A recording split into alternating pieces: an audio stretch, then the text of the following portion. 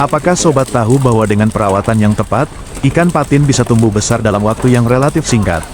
Di video ini, kita akan membahas rahasia sukses untuk memelihara ikan patin dengan benar. Mulai dari sejak pemilihan bibit, penanganan kualitas air, pemberian pakan, hingga tips praktis lainnya yang bisa diterapkan di kolam ikan sobat.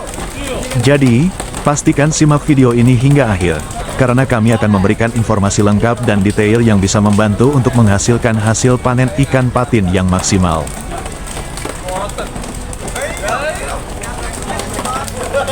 Memilih jenis ikan patin yang tepat sangat penting untuk kesuksesan dalam bisnis perikanan ini. Ada beberapa varietas ikan patin yang umum dipelihara, seperti patin siam, patin jambal, dan patin Afrika. Setiap varietas memiliki karakteristik yang berbeda, termasuk ukuran, kecepatan pertumbuhan, serta kebutuhan nutrisinya. Pemilihan varietas ikan patin yang sesuai dengan kondisi lingkungan dan tujuan beternak akan membantu meningkatkan produksi dan keuntungan. Patin siam merupakan varietas ikan patin yang paling umum dipelihara di Indonesia. Ikan ini memiliki pertumbuhan yang cepat dan mampu mencapai bobot panen dalam waktu relatif singkat. Selain itu, patin siam juga memiliki nilai jual yang tinggi. Namun, ikan patin siam memiliki kebutuhan nutrisi yang lebih tinggi dibandingkan dengan varietas lainnya. Patin jambal dikenal dengan bentuk tubuhnya yang lebih besar dibandingkan dengan patin siam. Ikan ini umumnya dipelihara untuk tujuan konsumsi dengan ukuran filet yang lebih besar. Patin jambal juga memiliki harga jual yang tinggi. Namun, pertumbuhannya lebih lambat dibandingkan dengan patin siam. Sedangkan patin Afrika adalah varietas patin yang memiliki warna tubuh yang lebih gelap dibandingkan dengan varietas lainnya. Ikan ini memiliki nilai jual yang tinggi karena memiliki cita rasa yang khas. Pertumbuhan patin Afrika juga relatif cepat. Namun, varietas ini lebih sensitif terhadap perubahan suhu dan kualitas air. Sebelum membeli benih ikan patin, penting untuk mempersiapkan kolam dan menciptakan kondisi lingkungan yang optimal bagi pertumbuhan ikan. Beberapa hal yang perlu diperhatikan dalam persiapan kolam dan kondisi lingkungan, memastikan kolam memiliki ukuran dan kedalaman yang sesuai dengan jumlah benih ikan yang akan dipelihara. Semakin banyak benih yang akan dibudidayakan, semakin besar pula kolam yang dibutuhkan. Kolam yang terlalu kecil akan membuat pertumbuhan ikan tidak maksimal karena terjadi persaingan mendapatkan wilayah dan pakan.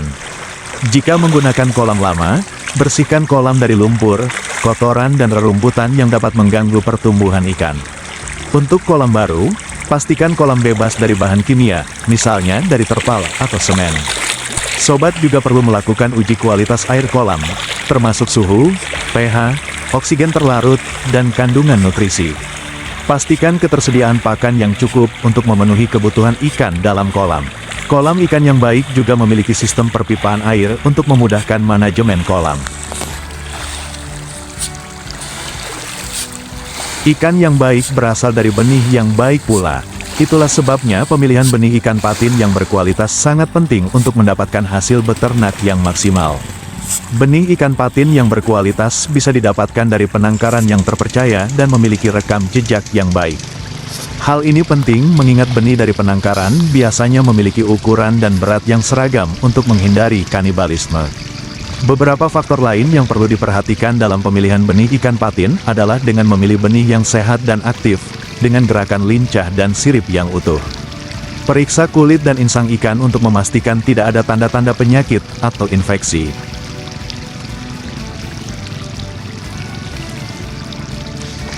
Biaya pakan merupakan modal terbesar dalam budidaya ikan, itulah sebabnya perlu diperhitungkan dengan baik. Pemberian pakan yang tepat sangat berpengaruh terhadap pertumbuhan dan kesehatan ikan patin. Pakan yang tepat untuk ikan patin adalah pakan berbasis protein dengan kualitas yang baik, seperti pelet ikan patin komersial. Pakan harus diberikan dalam jumlah yang cukup dan secara teratur sesuai dengan jadwal pemberian pakan.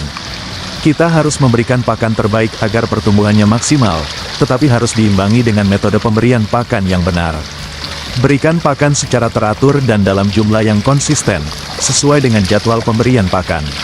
Pemberian pakan yang baik bisa dilakukan sebanyak 3 kali sehari.